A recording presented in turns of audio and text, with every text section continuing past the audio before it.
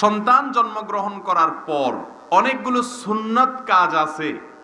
এর মধ্যে থেকে একটা মিষ্টি সুন্নত আমাদের মধ্যে আছে, সেটা হলো আকিকা। গোশত খাওয়া যায়, খাওয়ানো যায়, একটা মজার সুন্নত। এটা ছাড়া আর ম্যাক্সিমাম সুন্নতগুলো আমাদের সমাজে এখন আর নাই, মানুষ জানেও না। যেমন সন্তান জন্মগ্রহণ করার পর তার জন্য একটা সুন্দর নাম রাখা। সুন্দর কি রাখা? নাম রাখা।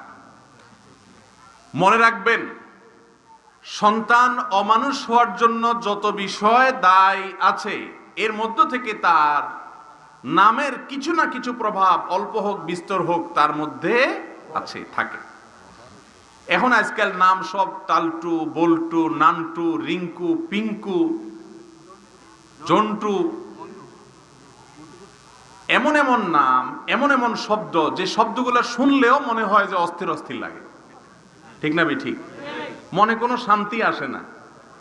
সবাই এখন নতুন নাম খোঁজে, পুরান নাম কেউ রাখতে রাজি না। আব্দুল্লাহ, আব্দুর রহমান সবচেয়ে উত্তম নাম। এই নামগুলাতে এখন আর মানুষ নাম রাখতে চায়।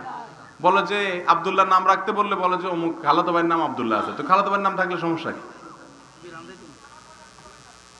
আরাবিয়ানরা একই পরিবারের 3-4টা ছেলে, সবগুলার নাম আব্দুল্লাহ রাখে।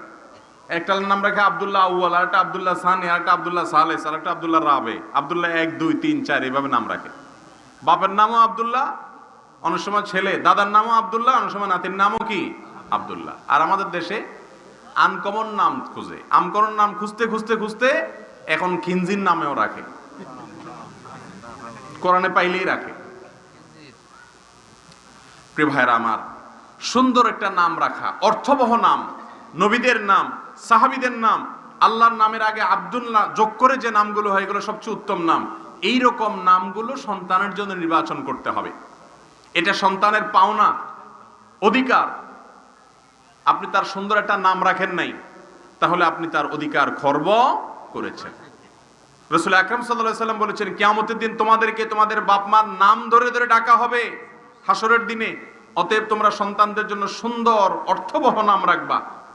এই টালটু, বল্টু, নান্টু এই সমস্ত শয়তান নামার্কা নাম রাখা যাবে না। এটা হলো সন্তান জন্মের পরে করণীয় কাজগুলোর ভিতরে একটা কাজ। আরেকটা হলো তাহনিক। এটা তো পুরাই বিদায় হয়ে গেছে। তাহনিক জানেন আপনারা? তাহনিক এটা সুন্নাত, অথচ তাহনিক কি জানেনই না। তাহনিক হলো কোন শিশুর জন্মগ্রহণ করার পর কোন একজন নেককার আমলদার মানুষের মুখে একটা খেজুর দিয়ে, ওই খেজুরটা উনি একটু খেয়ে বাচ্চার ঠোঁটে জিহ্বা একটু ধরবে, লাগাবে, হালকা একটু রস যাবে তার মুখে, মিষ্টি বা মিষ্টতা তার মুখে কিছুটাও যাবে, হালকা হলে একটু লাগবে, টাচ হবে। এটাকে বলা হয় তাহনিক। সাহাবা একরাম তাদের বাচ্চা হলে প্রিয় নবীর কাছে নিয়ে আসতেন। নবী করিম সাল্লাল্লাহু আলাইহি সাল্লাম খেজুর খেয়ে চাবিয়ে বাচ্চার মুখে একটু লাগাই দিতেন। এটার নাম কি? তাহনিক। এই তাহনিক সুন্নাত হারিয়ে গেছে। কাউকে না পাইলে পরিবারের সদস্যদের মধ্যে একজন মুত্তাকি, পরহেজগার, নেক আমলদার, যে তুলনামূলক ভালো, তাকে দিয়ে তাহনিক করাবেন। বাচ্চা জন্মের পরে আরেকটা গুরুত্বপূর্ণ সুন্নাহ হলো তার জন্য দোয়া করা। এটা তো আরো হারিয়ে গেছে, নাই? হাসান এবং হুসাইন রাদিয়াল্লাহু তাআলা আনহুমা, প্রিয় নবী সাল্লাল্লাহু আলাইহি সাল্লামের দুইজন দৌহিত্র, তাদের জন্মের পরে নবীজি তাদের জন্য একটা দোয়া করেছেন। কি দোয়া? দোয়া হলো, আল্লাহুম্মা ইন্নী উঈযুকুমা মিনাশ শাইতানির রাজিম আও মিন হামাযাতিশ শায়াতিন। খোলাসা কথা হলো, নবীজি দোয়া করেছেন, আল্লাহ, আমি এই শিশুকে শয়তানের আক্রমণ থেকে আপনার আশ্রয় প্রার্থনা করি। জন্মের পর পর ইন্স্যুরেন্স করে নেওয়া, এটা হলো ইন্স্যুরেন্স। জন্মের সঙ্গে সঙ্গে আল্লাহর কাছ থেকে প্রার্থনা করে শয়তান থেকে মুক্তির জন্য দোয়া করা। এখন আমরা কেউ করি না। এজন্য দিহানের মতো বদমাইশ পোলাপাইন ঘরে ঘরে জন্ম হচ্ছে। একটা হয়তো ধরা পড়ছে, বাকিগুলা ধরা পড়ছে না। দোয়ার খবর নাই তো। স্ত্রী সহবাসের সময় পর্যন্ত নবী সাল্লাল্লাহু আলাইহি সাল্লাম দোয়া শিক্ষা দিয়েছেন। সেই দোয়াতে কি আছে? সে দোয়াতে একই কথা বলা আছে, আল্লাহ নব অবগত যে সন্তান আসবে, এর মাধ্যমে, মিলনের মাধ্যমে, সেই সন্তান যেন শয়তানের অ্যাটাক থেকে, আক্রমণ থেকে নিরাপদে থাকে। এখন দোয়া তো পড়ি না আমরা কেউ, যা হচ্ছে সবগুলা শয়তানের আদার হয়ে বাইর হইতেছে। এই জন্য সন্তান জন্মগ্রহণ করার পর তাদের হকগুলো আদায় করতে হবে, আকিকা দিতে হবে, আজান দিতে হবে কানে, তারপরে চুলের ওজন পরিমাণ স্বর্ণ অথবা রূপা, এটাও তো জানেনই না, বেশিরভাগ মানুষ জানেই না।